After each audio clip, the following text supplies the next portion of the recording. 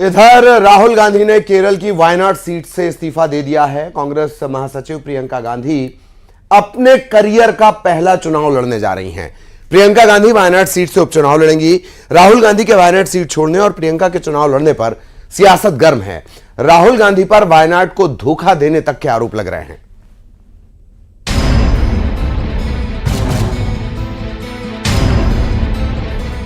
राहुल गांधी ने केरल की वायनाड सीट से इस्तीफा दे दिया है। कांग्रेस महासचिव प्रियंका गांधी अपने वायनाड से उपचुनाव लड़ेंगी। राहुल के रायबरेली से सांसद बने रहने और प्रियंका के वायनाड से चुनाव लड़ने के ऐलान के बाद से सियासी बयानबाजी तेज हो चुकी है। कांग्रेस के इस फैसले पर इंडिया गठबंधन में शामिल पार्टियां भी नाराज हैं।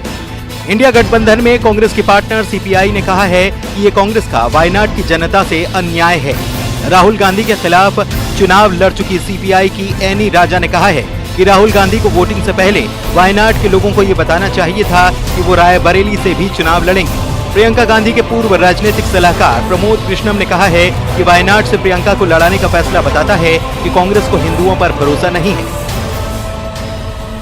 कांग्रेस ने प्रियंका गांधी जी को वायनाड से लड़वा करके एक बात प्रूव कर दी है, सिद्ध कर दी है कि कांग्रेस को हिंदुओं पर भरोसा नहीं है। अगर हिंदुओं पे भरोसा होता तो उन्हें कहीं और से चुनाव लड़वाया जाता। Wayanad, my family means his family. He brought his sister. Now people are asking, Vadra also will come there. So Congress party is always with one family, decision-making family. They are even Congress President Garge ji was also not aware of this. No? जब राहुल गांधी और कांग्रेस को 2019 के लोकसभा चुनाव में ये लगा कि अमेठी की सीट से गांधी परिवार का कॉपीराइट हटने वाला है, तब राहुल गांधी के लिए सेफ सीट की तलाश शुरू हुई और ये सेफ सीट थी वायनाड। यानी जब अमेठी में कांग्रेस के लिए वोट के लाले पड़ गए थे, तब वायनाड ने राहुल गांधी का हाथ पकड़ा और उन्हें संसद पहुंचाया। लेकिन अब रायबरेली से भी चुनाव जीतने के बाद राहुल ने वायनाड सीट छोड़ने का फैसला लिया है। इस पर सवाल भी खड़े हो रहे हैं। हालांकि इस सीट पर प्रियंका गांधी चुनाव लड़ रही है। बीजेपी इस पर भी निशाना साध रही है। बीजेपी के सांसद दिनेश शर्मा का कहना है कि राहुल गांधी रायबरेली से इस्तीफा देने से डर गए तो वायनाड सीट छोड़ने का ऐलान किया। ये दोनों भाई बहन जो हैं केवल अपनत्व का झांसा देते हैं और tata bye bye hi hi hello hello वाले लोग हैं और ये केवल चुनाव के सरगर्मी के दौरान चुनाव में पिकनिक मनाने आते हैं। राहुल गांधी ये समझ रहे हैं कि अगर वो यूपी छोड़ते हैं तो उन्हें अखिलेश यादव का सहारा लेना होगा।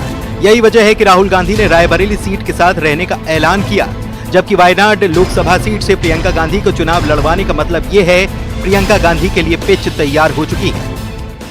मैं बहुत खुश हूँ कि प्रियंका वायनाड से चुनाव लड़ेंगे, मेहनत करेंगी वो वहाँ भी, और मैं उम्मीद करता हूँ कि वहाँ की जनता उनको भारी बहुमत से जिताए। पहले तो मैं देश की जनता को धन्यवाद देता हूं कि उन्होंने इंडिया गठबंधन को भारी अच्छे नंबर से जिताया और कांग्रेस को अच्छे नंबर पे लाए और बीजेपी का जो 400 पार का जुमला था उनको हकीकत याद दिला दी कि जनता कितनी उनसे नाराज़ थी।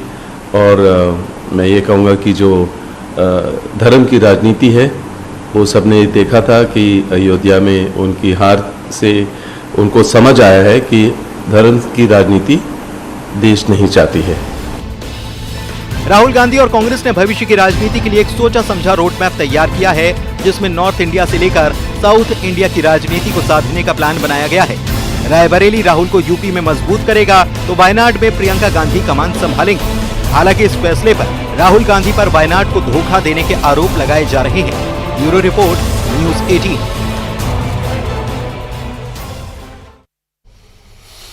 जून में गर्मी ऐसी है कि पूरा उत्तर भारत झुलस रहा है। दिल्ली वालों के लिए